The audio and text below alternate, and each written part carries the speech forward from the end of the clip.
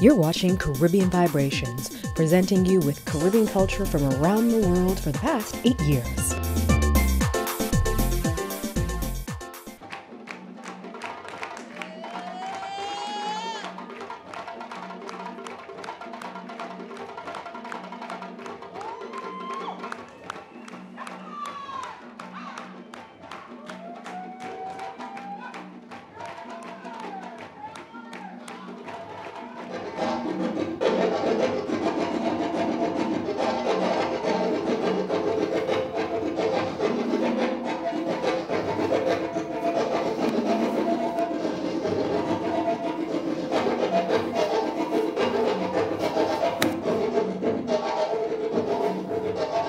It was kind of like accident, actually. It was a dare from one of my schoolmates who was already dancing, and I was actually going to his studio so I could hang out later after school. And one day the teacher said, well, if you're going to come here every day and hang out, you better bring some clothes.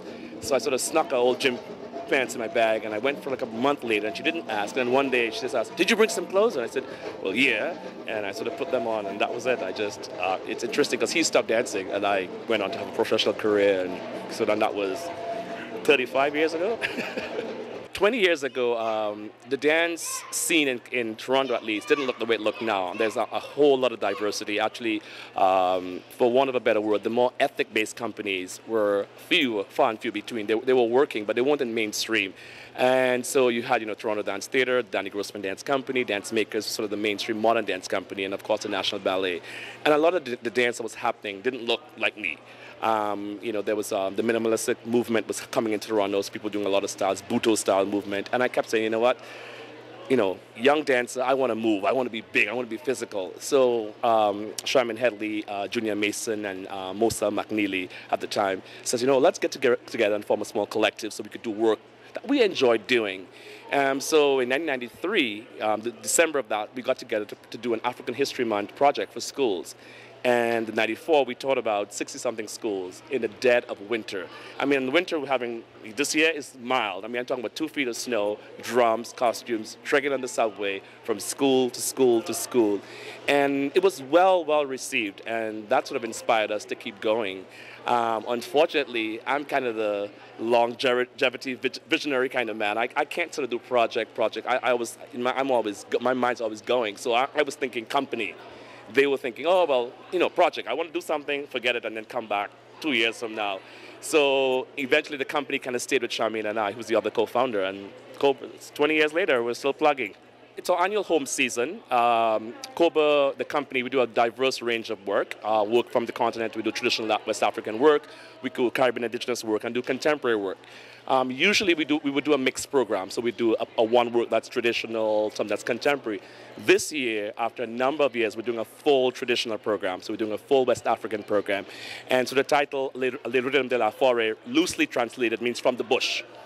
So we're actually looking at rhythms that are played more traditionally.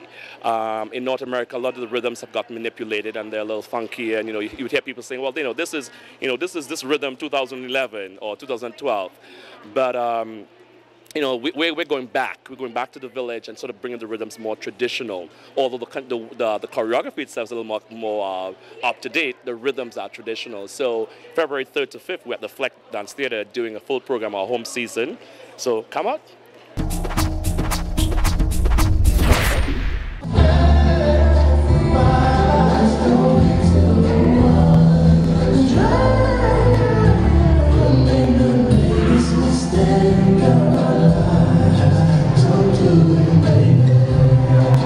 Well, today I premiered a piece called Pulse, and it's basically, it started out being inspired just by the complexities and range of things that happen with human beings while we interact, and just specifically when we physically touch each other. It expanded when I started listening to music that I grew up with as a child, 60s and 70s soul music, so Smokey Robinson and Marvin Gaye and all that stuff. And I decided to try to start putting, the choreography to music like that, and it just evolved into this big, wonderful, dance piece that the audience really seemed to love. I think being an athletic person and always someone that moved, when I started dancing again, I realized, wow, I get all the physicality that I got in a sport, but then I add this heart and soul and spirit into it, and it sort of is such a release for me in a different way. I mean, in sports you release, but it's this artistic expression that you can't really get necessarily in a sport. And the sport I was in was track, so there was no artistic expression. It was just, I need to beat these people that I'm running against, right? And so I think that attracted me to it. And also just, I had a really bad hip injury with track that didn't hurt me when I danced. It just didn't hurt. And so that was amazing for me because I was trying to figure out what to do with my life because track was like my whole thing. And then with the injury, I couldn't run anymore. So yeah, so that's what attracted to me. Coming up next, our next big performance is our show in March that we're producing. It's called Interlock. It's a mixed program of 6 works. We have 4 works that are choreographed by me. One of them is co-choreographed by Kira Jean Green, one of my dancers. And then I have 2 commissions, which basically means you bring a choreographer in. One of those choreographers is Karen Keja and Patrizia Gianfranco. So it's going to be a great mixed eclectic program, and we're preparing for it right now. Actually, we're co-preparing for both things because March is kind of around the corner for us. So.